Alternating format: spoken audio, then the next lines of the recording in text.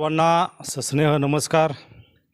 आज जिल्हा परिषद प्राथमिक शाळा माळीण या ठिकाणी आज मी आलेलो आहे. तर माझ्यासोबत आहेत शिवतेज आदिवासी लोकदलचे राष्ट्रीय अध्यक्ष सुनील आसवले, तसेच सोनवणे सर आहेत.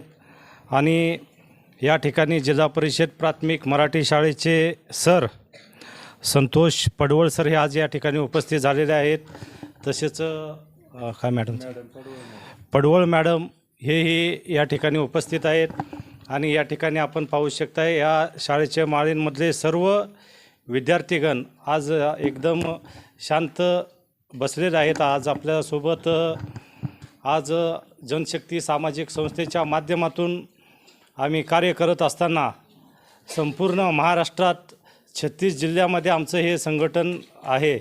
आणि याच माध्यमातून आम्ही माळीण गावाला भेटी देण्याचं कारण म्हणजे माळीणमध्ये प्रचंड मोठी दुर्घटना झालेली होती. हे अख्ख्या महाराष्ट्राला माहीत आहे. म्हणून हे माळीण गाव संपूर्ण महाराष्ट्रामध्ये गाजलेलं गाव आहे. कारण की नैसर्गिक आपत्ती होती, ते प्रचंड मोठी आपत्ती या गावावर संकट कोसळलं आणि काही जणांचे मृत्यूही झालेले आहेत. आणि सर त्यांच्या भाषणामध्ये आम्हाला सांगत होते की ढिगाऱ्याखाली एक इथल्या या शाळेचा विद्यार्थीसुद्धा या ठिकाणी आहे. काय ना रुद्र या ठिकाणी इकडे आहे सर. रुद्र लेंबे हा काही 3 महिन्याचा होता तेव्हा ना. 3 ना किती महिन्याचा होता, किती तास होता इकडे रुद्र. बरं राहू दे. काय नाव काय तुझं? रुद्र मचिंद्र लेंबे. रुद्र मचिंद्र लेंबे हा ढिगाऱ्याखाली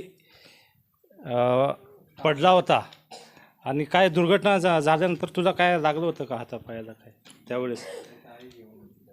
अच्छा. ह्याला आता ह्या विद्यार्थ्यांना काय माहीत नाही, पण ते आठवत नाही.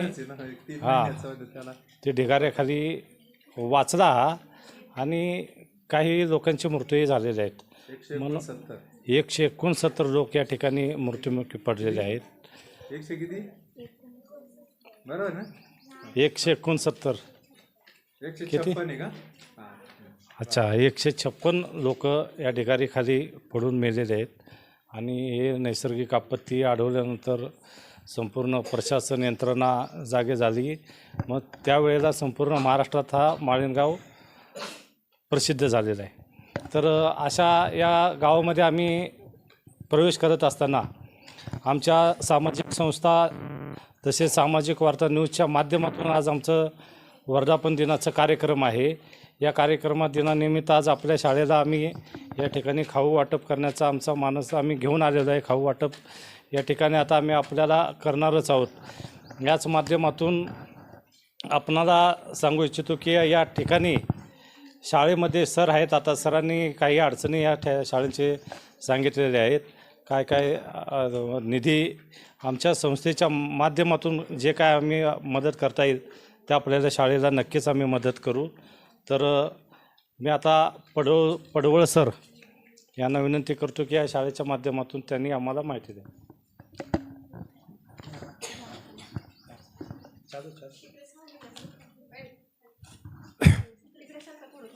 धन्यवाद. आज सामाजिक वार्ता न्यूजचे माननीय श्री संदीप घेवडे साहेब, मुख्य संपादक, आपल्या शाळेला भेट देण्यासाठी अचानक आलेले आहेत. त्यांना माळीण गावाच्या बद्दल एक आस्था निर्माण झाली आणि त्यांनी विद्यार्थ्यांसाठी खाऊ घेऊन आलेले आहेत. त्यांच्याबरोबर आपल्या गावचेच या ग्रामपंचायतीचेच आंबडे गाव आहे त्या गावचे जे सामाजिक कार्यकर्ते आहेत मान्य श्री सुनील आसवले आणि संतोष आसवले हे देखील त्यांना आपल्या शाळेपर्यंत घेऊन आलेले आहेत. या मान्यवरांचं मी प्रथमतः शाळेच्या वतीनं सहर्ष स्वागत करतो. आमच्या विद्यार्थ्यांना आपण खाऊ आणलेला आहे त्याबद्दलही त्यांना धन्यवाद देतो. त्याचबरोबर त्यांनी काही आपल्या शाळेसाठी त्यांनी सूचना अशी केली होती की तुमच्या शाळेला काही गरज असल्यास ते निश्चित आमच्या पुढे मांडा. आमच्या माध्यमातून जी मदत होईल ती आम्ही निश्चित करूया.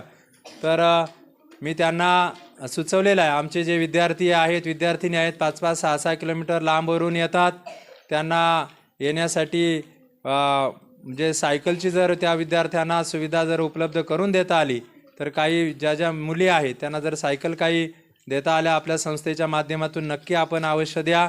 त्याचबरोबर आपल्या बऱ्याच दिवसापासून मागणी आहे का आपल्याला एक कंपाऊंड शाळेला